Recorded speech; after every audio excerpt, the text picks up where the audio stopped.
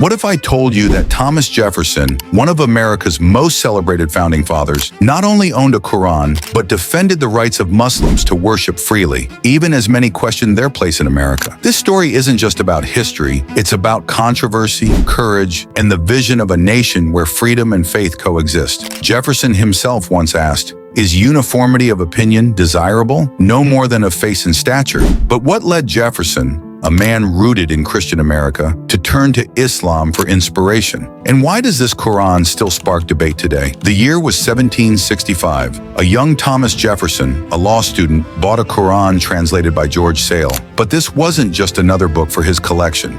It was a bold choice. Jefferson believed that understanding Islam, a religion often misunderstood and maligned in his time, was key to grasping the diversity of the human experience. As Jefferson would later write, "Enlighten the people generally, and tyranny and oppressions of body and mind will vanish like evil spirits at the dawn of day." But why a Quran? For Jefferson, this wasn't just academic curiosity, it was a statement. At a time when fear of the Turk in Islam dominated European discourse, Jefferson chose knowledge over prejudice. He believed that true leadership required understanding, not fear. "Ignorance is preferable to error," he once said, "and he is less remote from the truth who believes nothing than he who believes what is wrong." Jefferson's Quran became a cornerstone in shaping one of his most daring ideas, religious freedom. In a world where protecting non-Christian faith was radical, Jefferson championed a nation where even the Mohammedan could live free from persecution. The legitimate powers of government extend to such acts only as are injurious to others. "But it does me no injury for my neighbor to say there are 20 gods or no God," Jefferson wrote, advocating for tolerance that was revolutionary in its time. In his writings, Jefferson posed a question that made many uncomfortable. Should a free country protect the rights of Muslims, Jews, and others? Critics called his ideas dangerous, fearing they would open America to foreign influence. Yet Jefferson stood firm, arguing that without inclusivity, freedom was an illusion. "We are all formed of frailty and error," he wrote.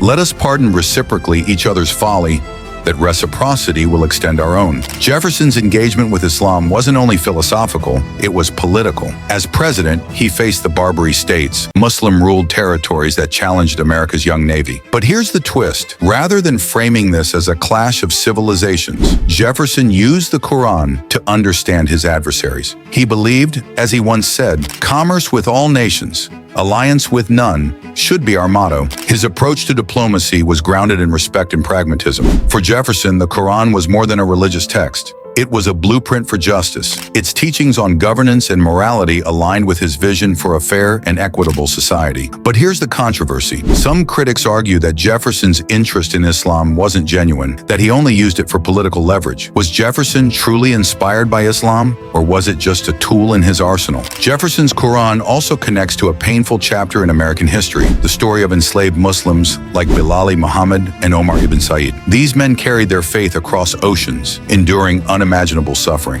Their resilience echoed the very values Jefferson admired in Islam: discipline, community, and justice. Jefferson once reflected on the inhumanity of slavery, writing, "I tremble for my country when I reflect that God is just, that his justice cannot sleep forever." Today, Jefferson's Quran resides in the Library of Congress, a symbol of his belief in the power of knowledge and the importance of understanding others. Yet its presence also raises questions. Why has this connection between Islam and America's founding been erased from mainstream history? Jefferson's work on religious freedom wasn't abstract. The courage of enslaved Muslims and their unyielding faith likely reinforced his belief that freedom of worship should be universal. As he wrote, "The error seems not sufficiently eradicated, that the operations of the mind, as well as the acts of the body, are subject to the coercion of the laws." Jefferson's Quran challenges us. It shows that America's foundation wasn't built on exclusion, but on the daring idea that all faiths, Christian, Muslim, Jewish, or otherwise, deserve respect. For Muslims, it's a poignant reminder. Their faith was studied,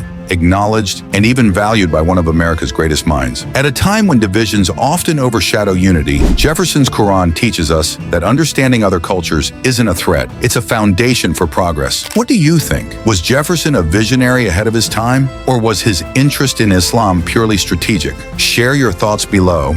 and let's discuss how his legacy continues to shape America. The story of Thomas Jefferson's Quran isn't just about one man. It's about the ideals that define a nation. Jefferson's words remind us to celebrate diversity and seek understanding, no matter how difficult the conversation. Subscribe to Muslim Directory for more stories that challenge the narrative and uncover the truth. Together, we'll explore the untold history that connects us all.